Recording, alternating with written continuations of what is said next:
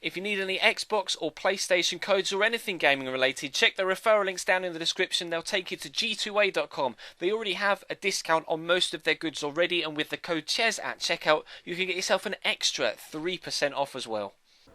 Hey guys, how's it going? Chez back again, and welcome to episode number 14 of the Barcelona career mode here on FIFA 15.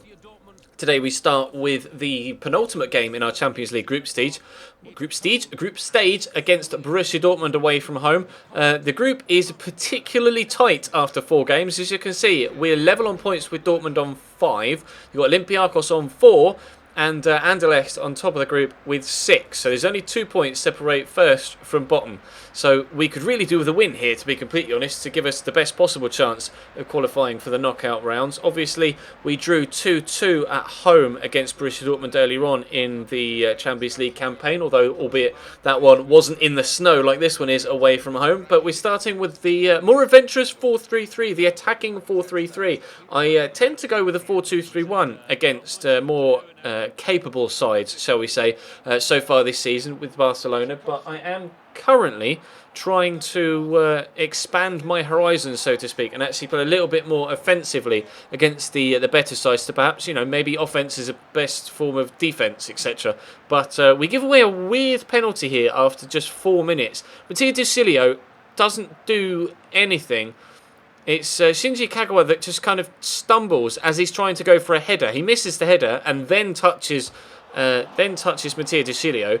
But fortunately for me, Aubameyang missed the penalty, so it doesn't really matter. 8 minutes on the clock when we went up the other end and took the lead properly.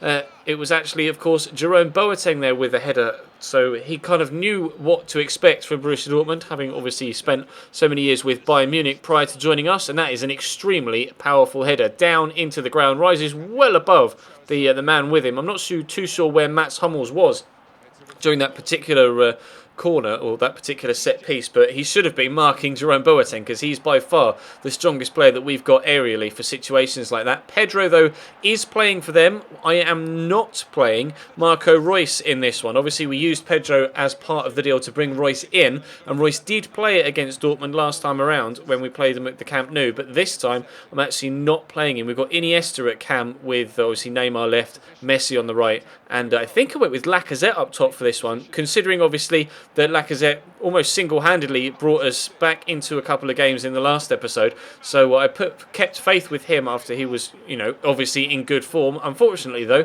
Shinji Kagawa was able to bring them back level just after the 20-minute mark with, to be fair, a very, very good shot across into the far top corner. It is Lacazette being involved here with Iniesta. Plays the ball into him. He gets it through to Neymar. Iniesta, and Neymar cannot finish. Unfortunately for him, even if it had gone into the back of the net, it would have been offside as he was beyond the, or it would have been disallowed as he was offside because he was beyond the defensive line. But then it was Dortmund to come up the other end on the half hour. Aubameyang with a shot.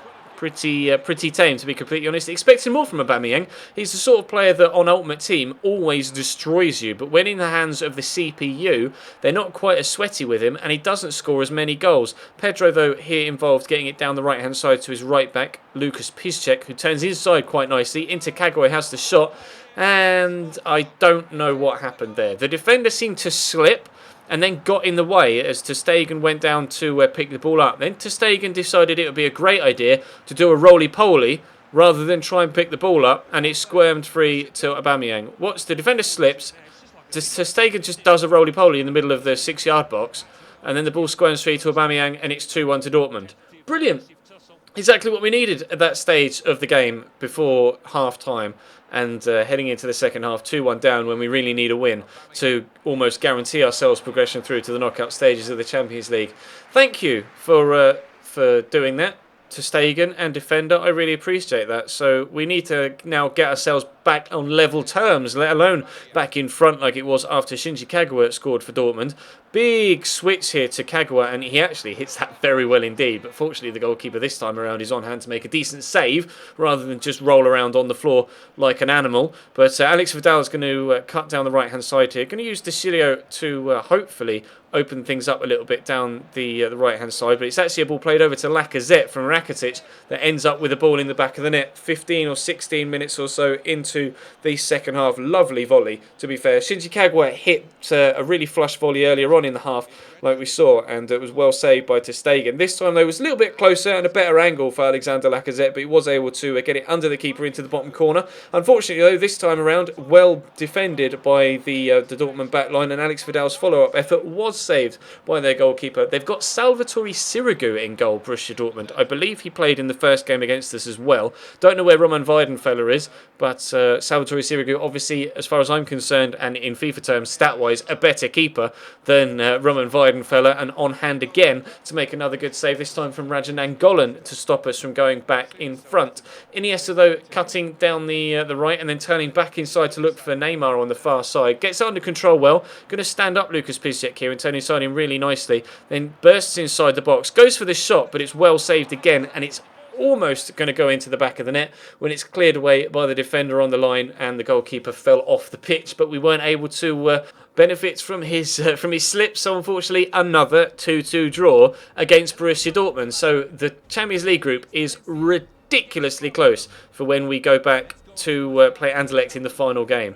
I don't think I show it at the end of the episode, but it's just mental. And next time when we play Anderlecht, you'll see it. Actually, upcoming, I think after this Valencia game, we're playing Atleti again in a cup competition. Obviously, we've already played them twice this season in the Spanish Super Cup, and we actually have to play them in the Copa del Rey now as well, over 2 legs. So we're playing Atleti 6 times this season, unless perhaps we may even meet them in the latter stages of the Champions League as well. Who knows? We've got to get through the group first, but we're playing away from home here against Valencia at the Mestalla, which is obviously a fantastic ground. I'd love to go in real life. A couple of friends have done, and I was super jelly when they went to watch Chelsea play in Valencia, but hopefully I'll get the chance later on in life, and hopefully today we'll get the chance to get 3 points. That's the main aim. I was playing the same 4-3-3 formation again. It seemed to work against Dortmund, although again I wasn't quite so solid defensively, but as you saw especially for the second goal, that wasn't necessarily my fault. So the CPU or the AI kind of screwed me over there, to be completely honest. But Valencia started off on the front foot, as you can see. They had the first chance already. Javi Fuego gets it out to Sofiane Feghouli, who's a very good winger. We did look at him previously in this career mode, but we decided against going with him, and he comes close there, or his cross ended up with the ball coming close to going into the back of the net. Luckily for me, they were pretty wasteful in those opening few stages. We were going to get the chance to at the other end. Arda Turan playing it down the line for Messi through the gap, tries a right-footed shot, but it's well saved by Diego Alves. Arda Turan on the rebound then hits the bar, and it won't quite drop for Neymar properly. Suarez was starting up top in this one rather than Alexander Lacazette, who I decided to rotate out for Luis Suarez here, hoping that Suarez, though, could actually cause some problems here. He hasn't scored too many goals for me so far, and then Nani, for them, of all players, hits the post at the other end. So now both sides have hit the woodwork, and we could really do with going ahead, but still 0-0, and we're only 38 minutes into the game. It's been a very entertaining game to this point. Just no goals so far. They're still on the ball, though, in the box. Enzo Perez with a really good turn, smashes it towards goal, but ter Stegen with a top save. Claudio Bravo is on his way back from injury. He's got the little plaster symbol next to him, and I can't start him in any games. And to be honest, I don't really want to waste a substitute on a goalkeeper, and it doesn't really matter when we have, an adequate replacement in Marc-Andre ter Stegen. But hopefully, Claudio Bravo will be able to be starting games for us again in La Liga over the next couple of episodes. That is the plan, at least. And then ter Stegen will obviously continue to take the reins up in the Champions League. And to be fair, I'll probably play him against Atleti in the Copa del Rey as well, and let him play the cup games. But Messi's driving inside. He gives it to Arda Turan, who gets smashed from behind from Dani Parejo. You can see what he thinks about it. And the referee is going to come across and brandish a straight red card to Dani Parejo. It was a solid tackle. You'll see from the replay, it's straight through the back of him, nowhere near the ball. Arda Turan takes it under control here, moves it away from Dani Parejo, and smash through his, in fact probably made contact with Turan before Turan even took control of the ball. Suarez steps up to take the pen, scores the penalty, and makes it 1-0 with 13 minutes remaining. So the question was more so, could we get a second goal and put the game really beyond doubt, or were Valencia going to try and counter-attack on us as we try to push for that second goal with their 10 men and get themselves an equaliser? Enzo Perez around the corner to Negredo, who arguably was offside there, back to Perez, and luckily for me, my goalkeeper was on hand to make a good save, ter Stegen earning his number 1 shirt for now. and we were able, though, to come away with the 3 points, fortunately. Although, to be fair, I'd rather have drawn this one and gotten 3 points in the Champions League with the way things are right now. But the next game in the round of 32 of the Copa del Rey is against Atleti, but they're having a very poor season. Look, down in 13th in the league, 4 wins, 3 draws, and 6 defeats for them. We are still top, though, by a full 9 points ahead of Espanyol and Getafe. Real Madrid a further point behind them. They've lost 2 games so far this season. We are yet to be beaten in La Liga. Obviously, we've lost in the Champions League, sadly, to Olympiacos, but hopefully we'll be able to get a win against Anderlecht and get through in the group stage. Hopefully we'll be able to do well against Atleti in the next episode and go through in the Copa del Rey. And obviously, if we can just maintain form in La Liga, we have to be favourites now, a third of the way through the season, for that title. But that's going to bring today's episode to a close. Thank you very much for watching. Check the channel page for anything you may have missed over the past few days. Of course, my player this series, Golden Oldies, which returns later on tonight, Career Mode Road to Glory, which returns later on tonight, or any stream footage. Obviously, I'll be streaming later on this afternoon, as well as a Football Manager stream later on tonight. Probably going to be streaming the Black Ops 3 beta on Xbox One this afternoon, so definitely check the link to Twitch if you're interested in that, or the Football Manager later, or obviously feel free to follow me on Twitter as well. Drop the video a like if you enjoyed, subscribe if you haven't already, and bye.